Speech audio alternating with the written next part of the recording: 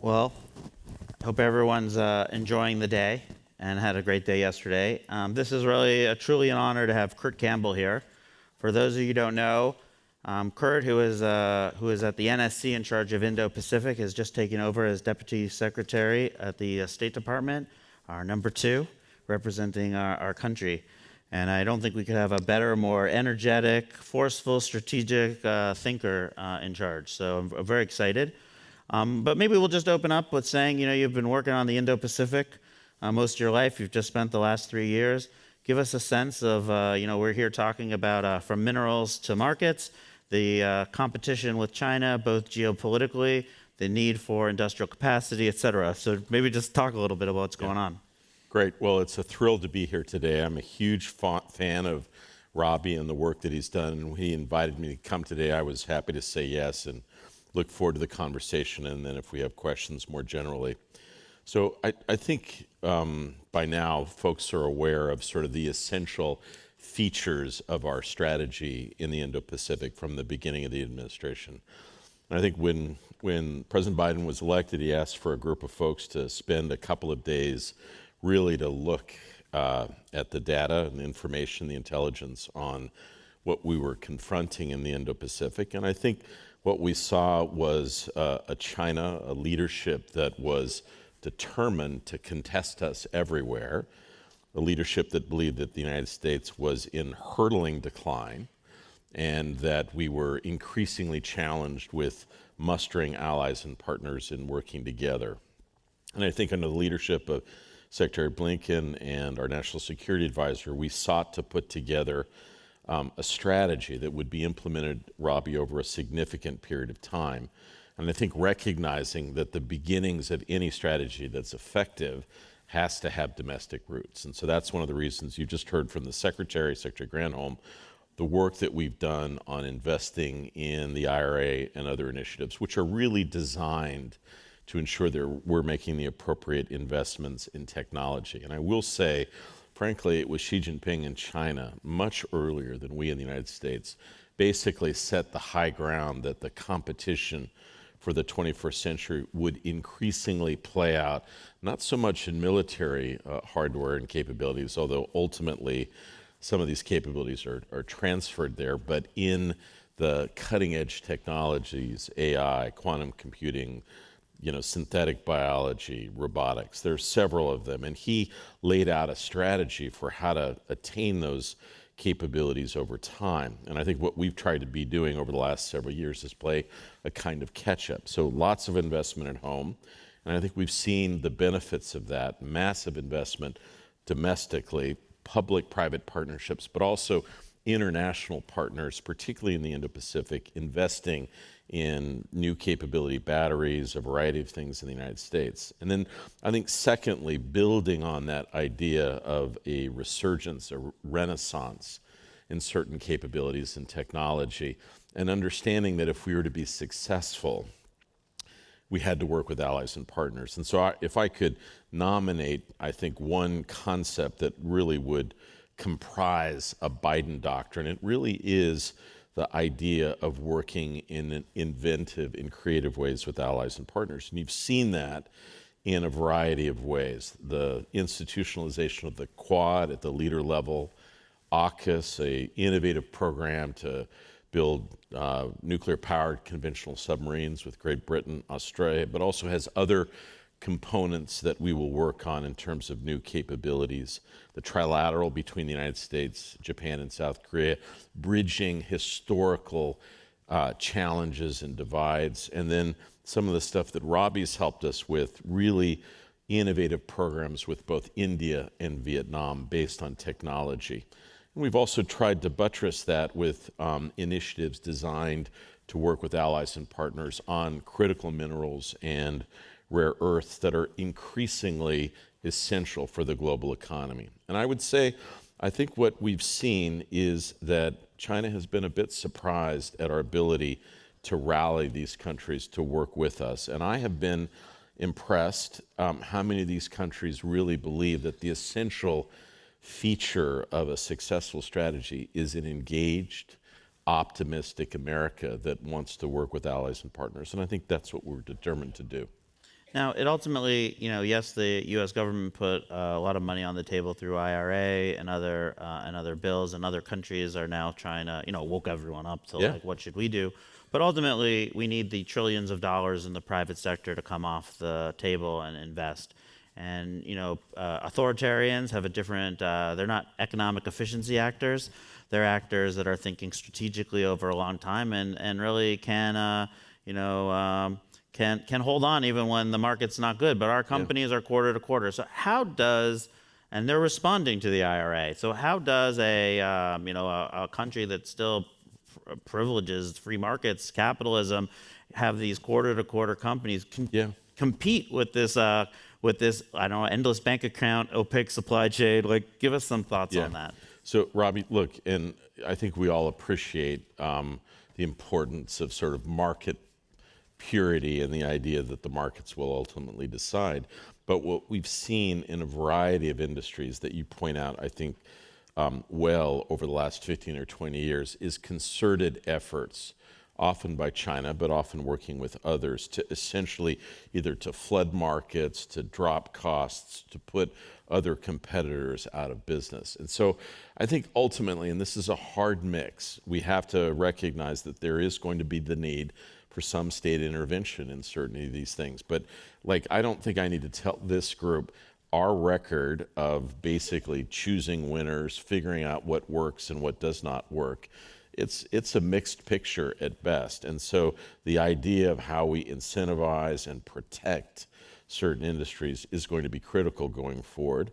I think recognizing that at the same time that we are going to be taking those steps, ultimately the advantage we have had is that because our industries really are influenced and determined by markets, that's where you get efficiencies, that's where you get dramatic innovation. And so that mix is going to be hard to find, but it's the mix that we're going to essentially need as we go forward. Because essentially what we've seen in electric vehicles, in photovoltaic cells, is a series of practices, frankly, by China that are designed not just to gain market share, but to crush global competitors in ways that are not in our strategic interests. Yeah, and it does feel like we're at a moment where, the allies, again, it's not a ton of countries. If you just take the EU, the United States, Canada, Australia, South Korea, and Japan, and we create some, rules-based system where it can't be undermined,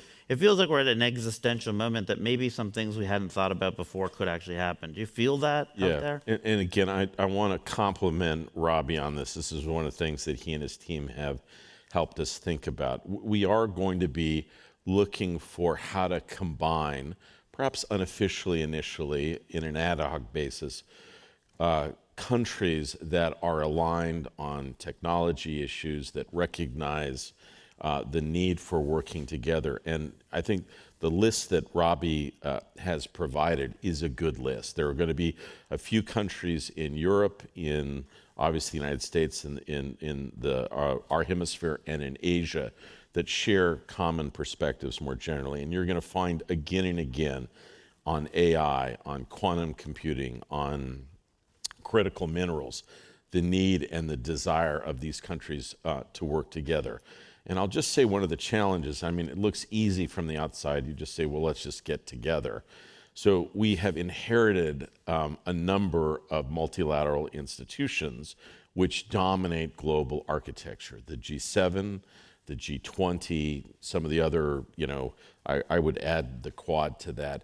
And Robbie, one of the things that we have found, there was a time in the past not too long ago where people had extraordinarily high hopes for the G20. The idea it was going to bring in new players from the global south, emerging countries in the Indo-Pacific to sort of leaven a G7 that really favored more Europe and the like. But one of the things that we have found, despite the hopes of the initial architects in the 1990s and the early 2000s, the G20 is quite divided, and it's been divided on not only technology issues, but things like Ukraine and now increasingly in Gaza. So the hopes for really that being an innovative sort of driving force in global politics, I think has generally been unrealized.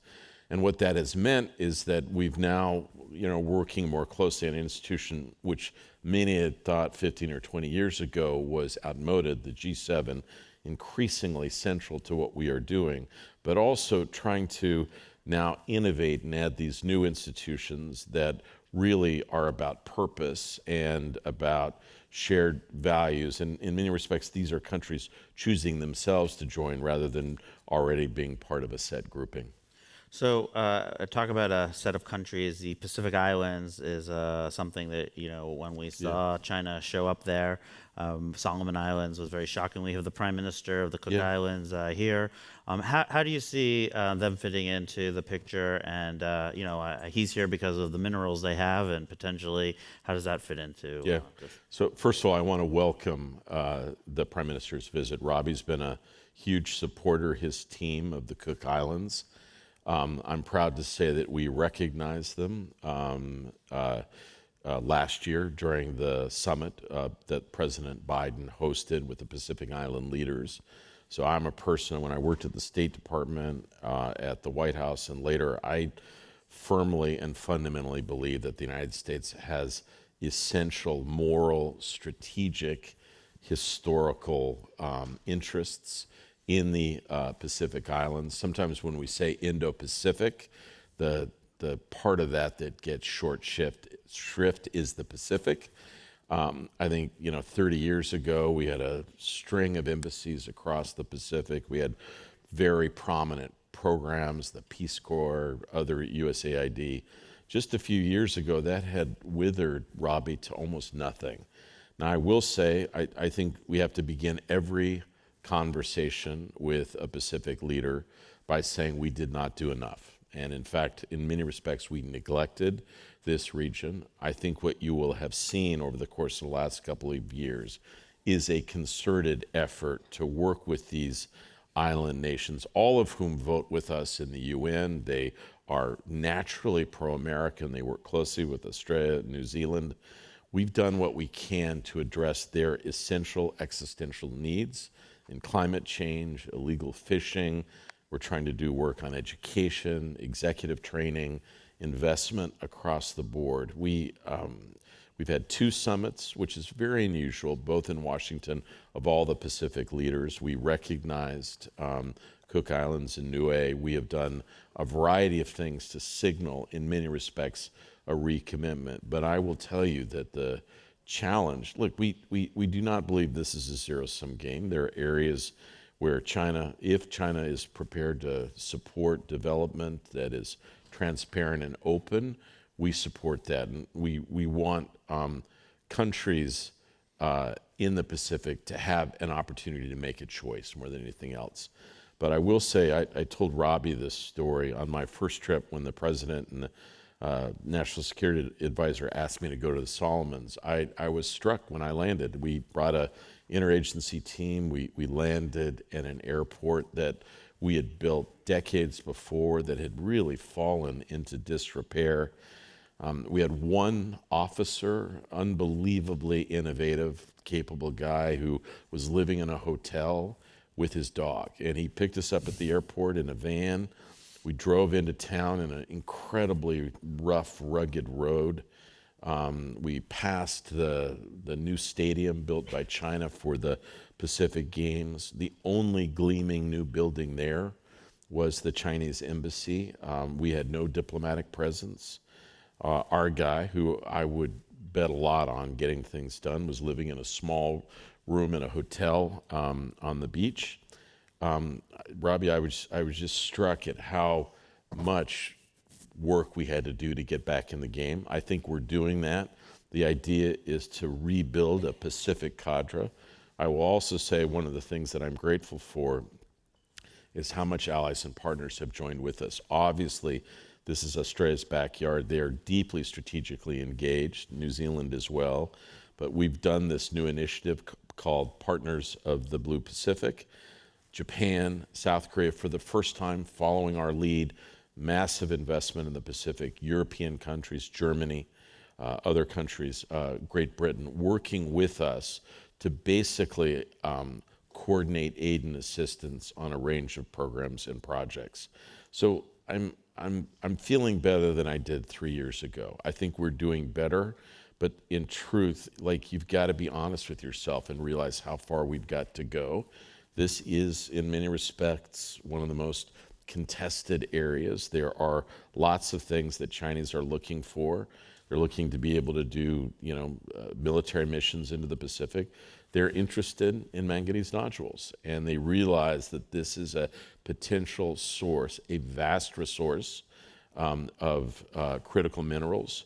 We've got to look carefully at that, Robbie. We've got to think what's possible, what's environmentally sustainable. But there are other things in the Pacific, fishing and the like, that we have critical interests in seeing preserved and left for future generations. I've gone on too long here, but you can sense I'm really passionate about the Pacific, and I want the United States to recognize our legacy there. So I'm going to ask you another question. But first of all, I'm going to do a job interview. I started this summit by saying that I wanted to be the first U.S. ambassador to the Cook Islands, now that we have full diplomatic relations. So in the next administration, I hope you can call me ambassador, and I can go buy a house on the beach. Yeah.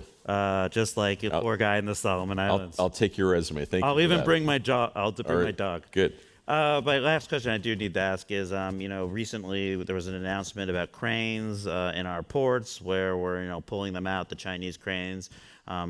Secretary Raimondo just recently talked about the cars and the tracking of cars.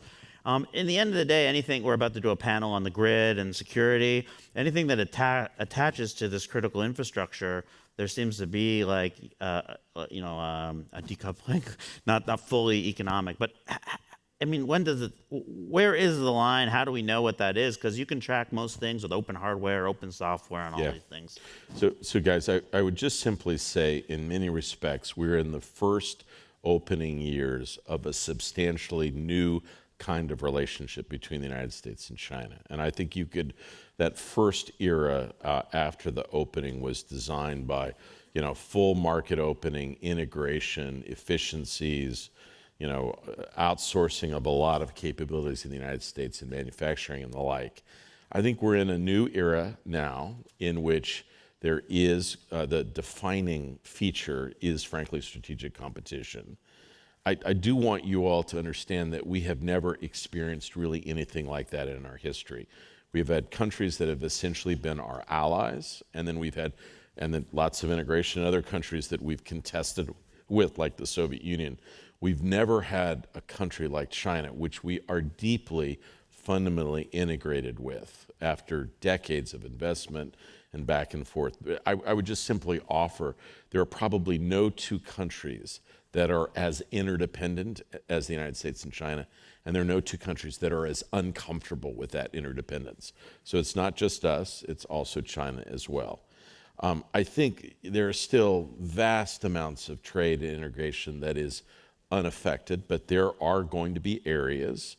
The president has indicated that. We've tried to be transparent. Secretary Raimondo has as well, in which we believe it is essential to take steps to either preserve certain technologies where we believe we have critical advantages, that those technologies can and have been applied to military and security things that are frankly aimed at our servicemen and women that are forward deployed in the Indo-Pacific.